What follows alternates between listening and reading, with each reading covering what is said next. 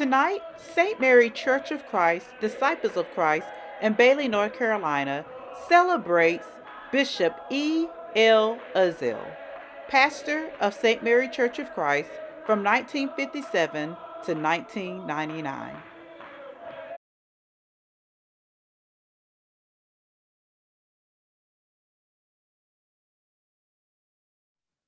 Today, we will be highlighting the life of our former pastor, Bishop E.L. Uzzell.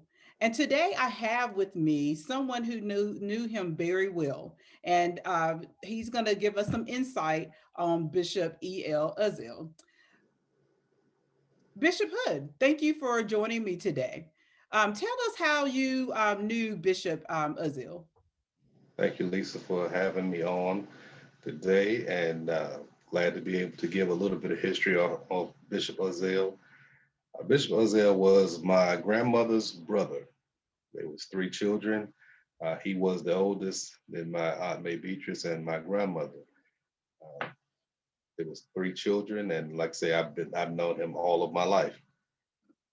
Did have the pleasure of being his admin or driver for the latter years after he went in the hospital, and once he was released and was able to go back to pastoring, I would drive him, and I did that for about 3 years.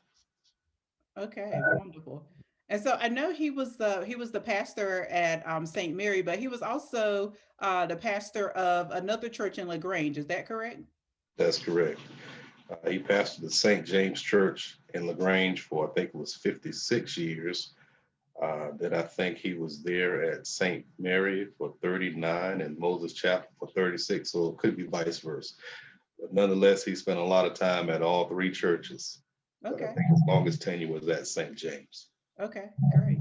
So tell me about those rides. You said that you had the privilege of being his admin and his driver. So I'm sure that was filled with very a lot of memories. Tell us about that.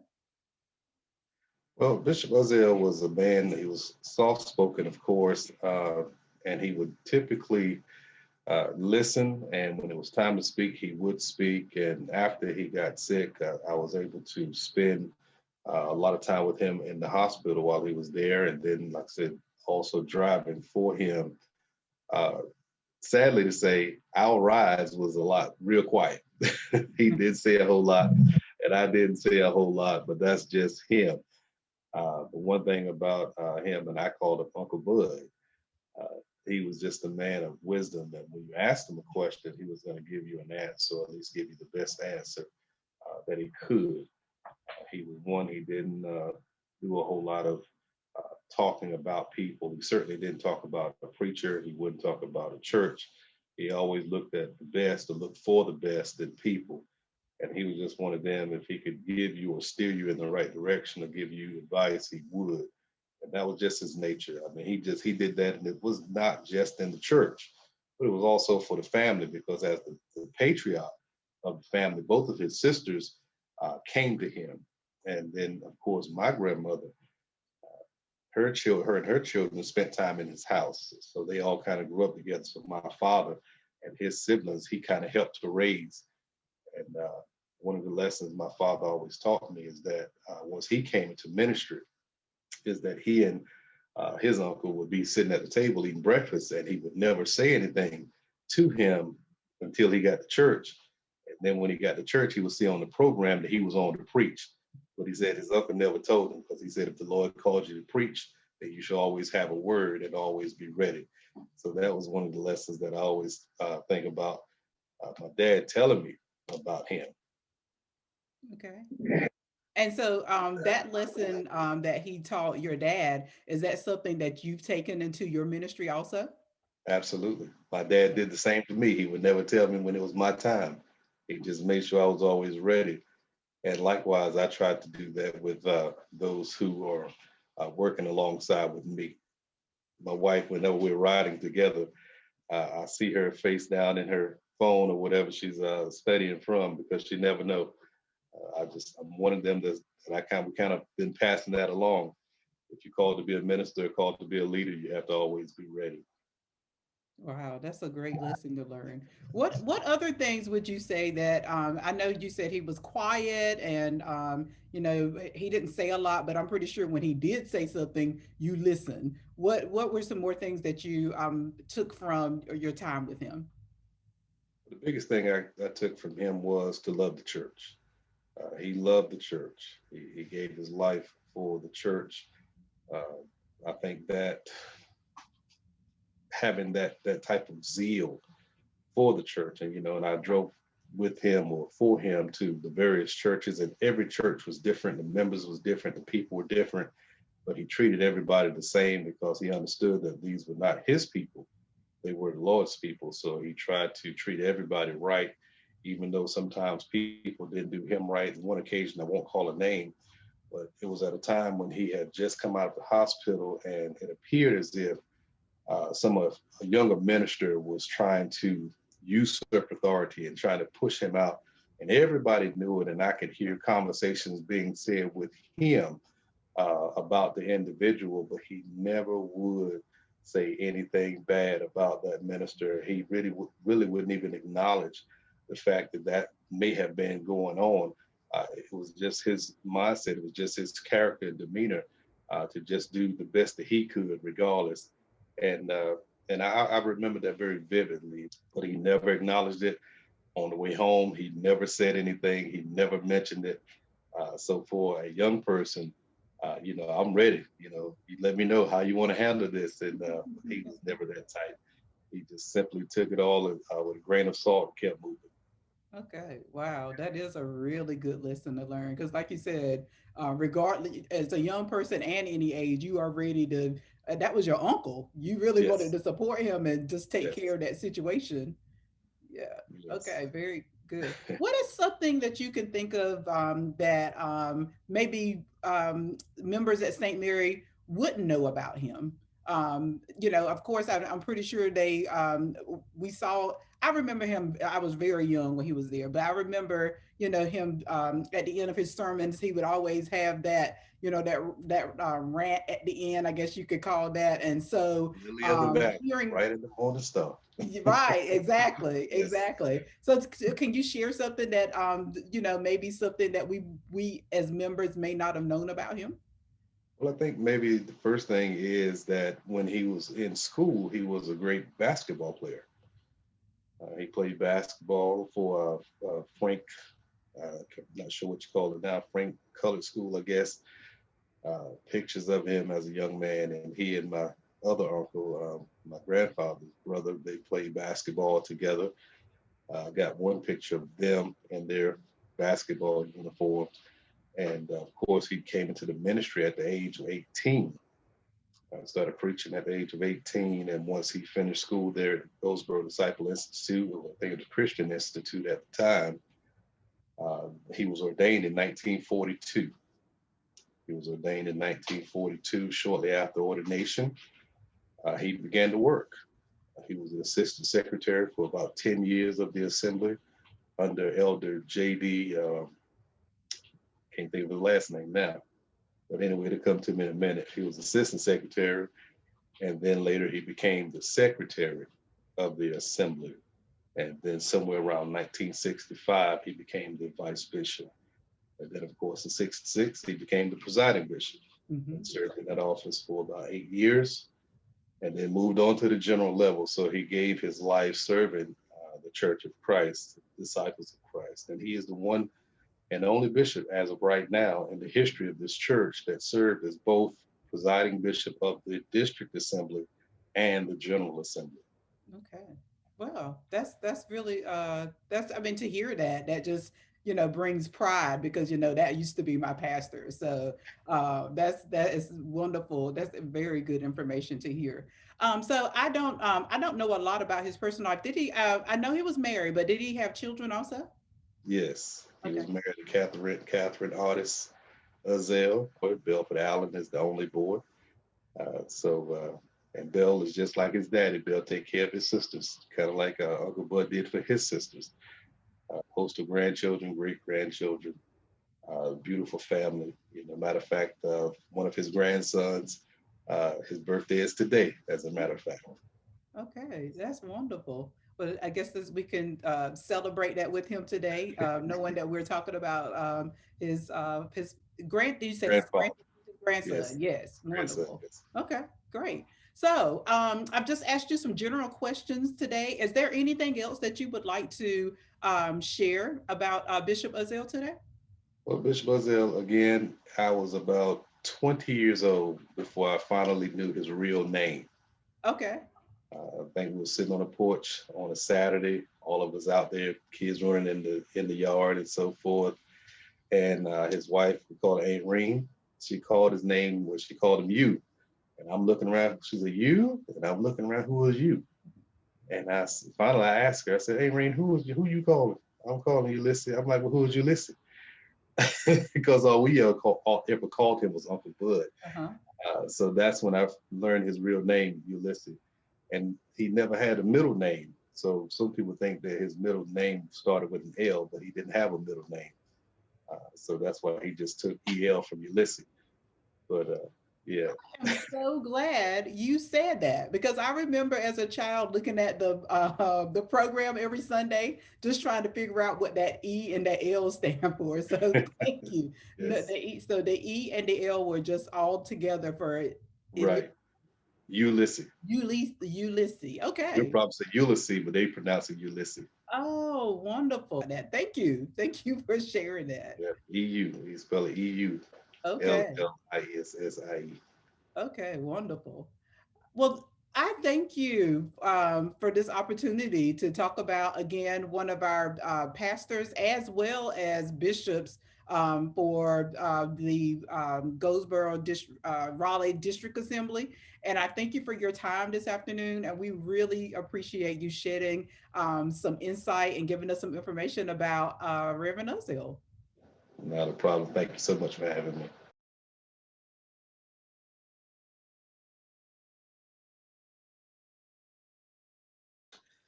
Good afternoon, Deacon Perry. Thank you so much for agreeing to be interviewed today to talk about Bishop Uzzell.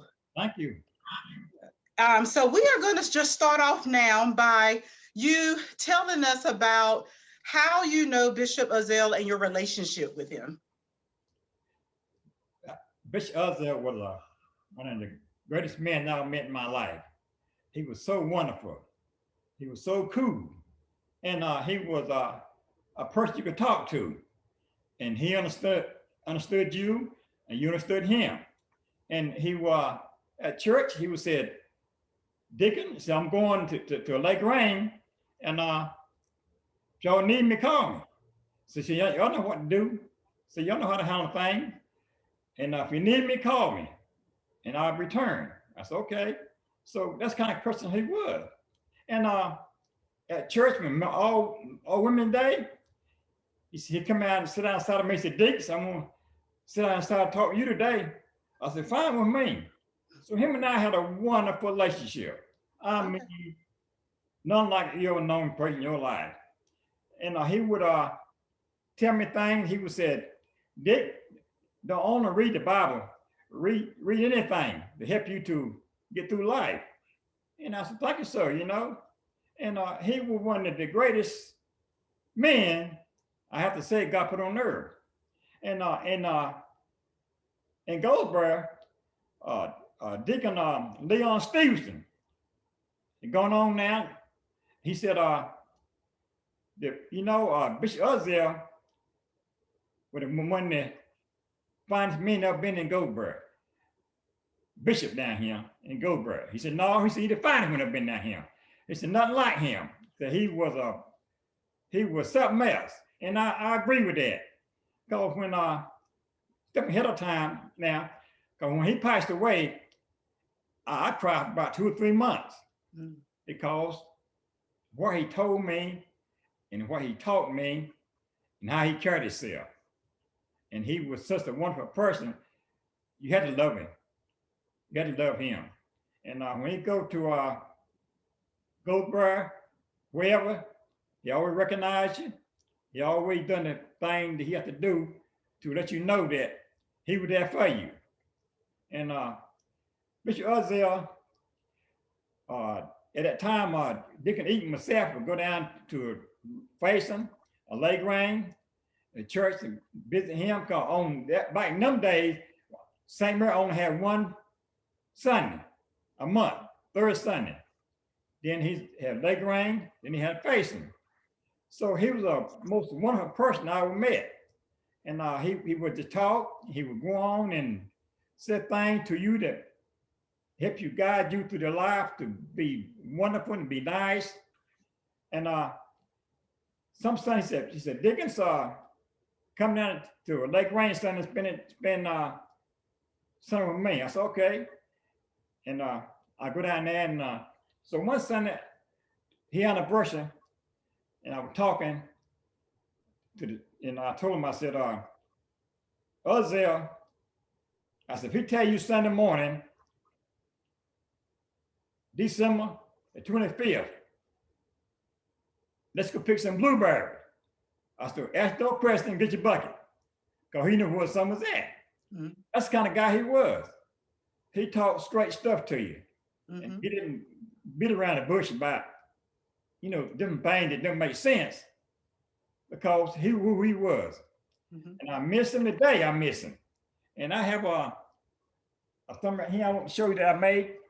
Yeah, I was just about to talk about earlier when we were talking, you showed me this cane that you said. And for those of you that can't see that, it says in memory of Bishop Uzzell. Right. And, right. Yeah. And I had to have something in my life to remember him by, but how wonderful he was. And as I've gone through life with him, he would have an anniversary. I remember one Sunday having an anniversary, and a visiting preacher was he was a younger man, and when they raised the offering, back in them days, we tell you what we raised on Sunday, and they said anniversary was $300 something. So he got his pocket. Said, y'all would need to raise more money. I said, Bishop, I said, Rev, I said, leave it alone. I said, that's fine. So he sat back down. He said, Dickens said it was all right. So we're gonna take what he got here. So when it all totaled up, it was said, Pastor anniversary, $345. He said, good gracious, excuse me, $3,400 something. He said, good gracious alive. And so as Uzzell was such a wonderful person, and I had to do something special for him. God and I did. God come to my life and helped me to go down to the Lake Rain, and like everybody else, he didn't have a lot. So we tried back and forth at Raleigh, I would, and he come from Goldsburg, Lake Rain, back and forth. We were spending a lot of money on gas and stuff. So I told the other at that time, Deacon Eaton, I said, I'm gonna change this thing here to one Sunday with the anniversary, one day on Sunday. You can do that? So let's do that. So he agreed with me to do that. And the elder at that time was Chairman Deacon Board. And so we were able to raise money to give Bishop Uzzell to help him with his house and his family. And he was just a wonderful person, nice person to spend time with. So the last anniversary thing we had Cogdale was his best friend, Bishop Cogdale. And we raised the offering for him that Sunday. We said after the offering was raised, and him and I and my wife went down from St. Mary Church to my aunt's house to have lunch. He told his deacon and Cogdale in the front, my wife and I in the back. He said, what's called anniversary back there? The deacon said, what you said, Rev? Deacon Bishop Cogdale said, I said that was called anniversary back there. Because we raised over $6,000 in one day. Wow. For Bishop Uzzell. And what we had to give him. Because he never said, the church ain't paying me no money. The church ain't never do this for me. Because God, Uzzell said, God didn't ask nobody to sell nothing to support his church, only tithe and free will offering. And so with that, God take charge and do what he needed to do. So we had a wonderful time with him. It was nice to be with him. And Uzzell, as I said before, I cried about 3 months after he left this world. And he was just so nice. His family and Ellie Eaton and I, we rode to Goldsboro, Smithfield on Sunday just to be with him. Because he was that kind of person to love and show love. And this day and time, it's a different thing now than it was back then. Because a lot of us now, we want money, but us that won't like that. He was just a nice person. And if I never heard him say, y'all need to give me a raise, y'all need to do this. He done his job and he let the deacon do their job. So that's what God wanted to do. And beginning of time, God put things in order, what he want done. And the others there stuck with that. But now, this day and time, a lot of the preachers want to throw the mothers away, throw the deacon away, and just stick with the trustee where the money is. That's not godly. That's not godly. But time moving on, time is changing, and we live in a time that like no other. But Uzzell, as I say, he's a man amongst men. No reason about that. And now his nephew's in Goldsboro. This guy, he is something else now. His nephew in Goldsboro, that Dr. Hood, wow, Goldsboro and St. Mary Church and all the rest of the churches around Wilson, Goldsboro, Kinston, Newman, whoever it might be, we going places. With God's help, we can go places and do things in order. God wants to do things in order, not our way, but his way. We know his way gonna stand. Our way will go down. But it's been nice for talking about Uzzell. I always cherish where he brought me from and what he done for me. And I worked in Hudson Belts. I was able to get clothes for him, suits. Sometimes he buy suits. Sometimes the store, the company was sending him clothes because we had it like that. Okay. And God took charge of our life, my life and his life, and everybody life around him, and made him one a wonderful person I met in my life. Super Uzzell. He was nice. You could talk to him. You could reason with him. He understood you. And so that's what life was. He was just good. I cried. Yeah, I cried. Grown man, yeah, I cried. About 2 or 3 months, I cried. Because what he led me to and what he showed me, what he told me while I was coming up as a young man. I appreciate it. I really do. Well, you can tell by the things that you have just shared with us, and even the cane that you just showed, that you really, really have a very special place in your heart for Bishop Uzzell. And you really, really respect the leadership that he had at St. Mary. I did. I really did. He was like no other. Like no other. That's where he was. He was one of the finest men I ever met. Next to my daddy. My dad and him, he was it's wonderful. It was. Now honor him. And your dad was a member of St. Mary also. Did he have the opportunity to be under his leadership also? Yeah, a little while. And so okay. When my daddy passed away, he done a eulogy. And Uzzell was, he said, and my dad knew you, that he was saying it. He said, okay, what come on the world today, he will not expect Deacon Pearl because he gone. Once you're on this world, you've been here and done what he had to do. And then once you leave, right to the dust you will go.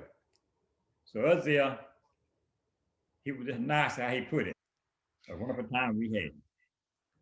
Well, thank you for sharing this, your experiences, and definitely the love and respect that you have. Is there anything else that you would like to add today about your relationship, or maybe even something that you think that other people might not know about Bishop Uzzell that you experienced? Because it sounds like not only was he your leader, but he was your friend also. Is there anything else that you would like to share? I like to share that I could sit here and talk all evening, all night about the wonderful relationship that him and I had, and people around him. And he was a person that you could really relate to, because he know God. And he told me, he said he read the Bible 3 times through. It's not straight through, but he chapter by chapter, take chapter by chapter, and he read the Bible, and all through the Bible, he would find out what's going on. Whatever we want to know on earth, it's in the Bible. It's in the Bible, what we want to know. And that's what he done. He know the Bible, and he know how to explain the Bible, and he know how to preach 35, 40 minutes. He preached about 25 minutes, 30 minutes.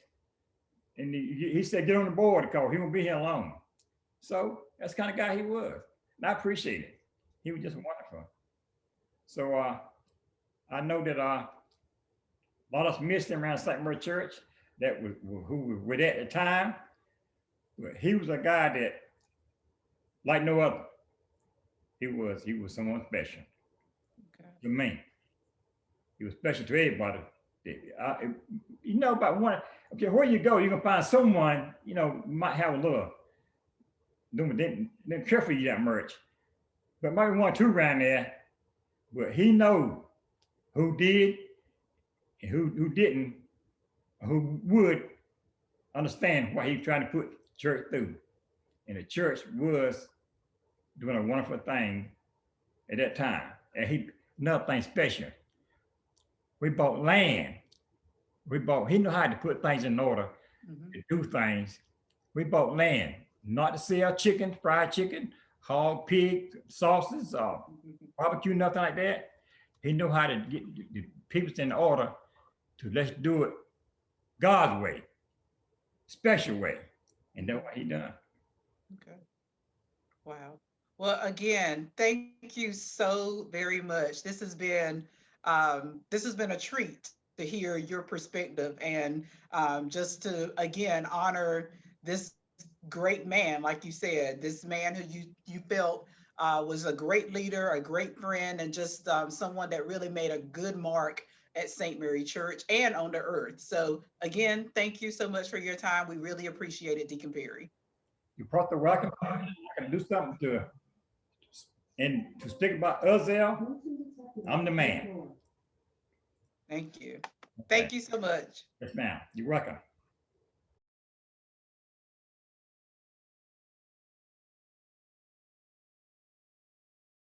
You can't find stuff you want to wear. All right.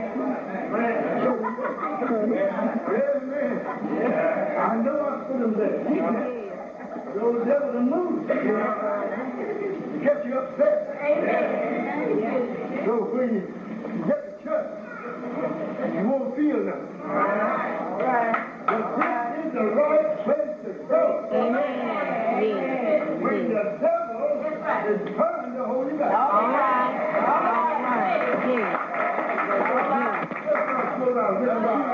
Come on. Because the storm is over. You can call those vegetables. Right. Call you a whole lot of things. When you're trying to serve God, say, well, I'm making my mind, I'm going to live right with God. If you don't ever say that, the devil won't bother you much. Somebody said one time, I don't have no trouble with the devil. I know why. I know why. Don't worry about the sugar I got in my feet at home. Don't worry about this. I got this. I'll worry about the one that's throwing the line. I don't worry about this little fish I got in my pocket. The thing I'm wondering about, I want to get that one right down there. floating around. So when nobody said the devil don't bother it, he's always got you to do it.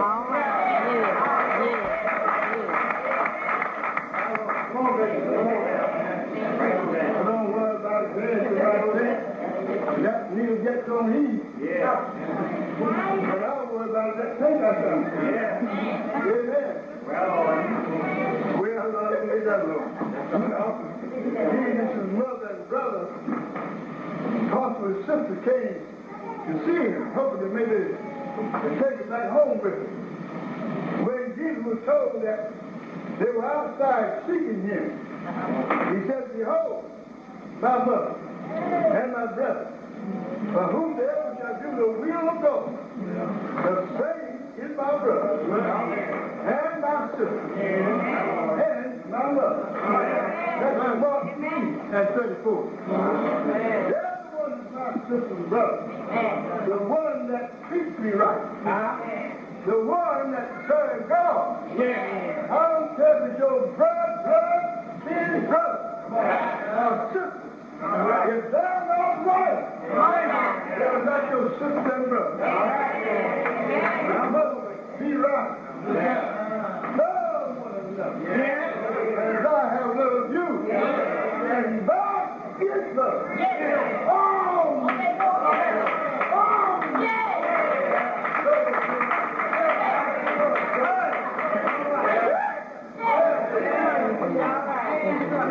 even the child in house. Jesus went to the seaside and got in a boat, from which he taught the multitude. He made a pulpit there out of that boat. He let him stand there and speak somebody. He had taught by the parable in the house, and now he's taught by parable on the seaside.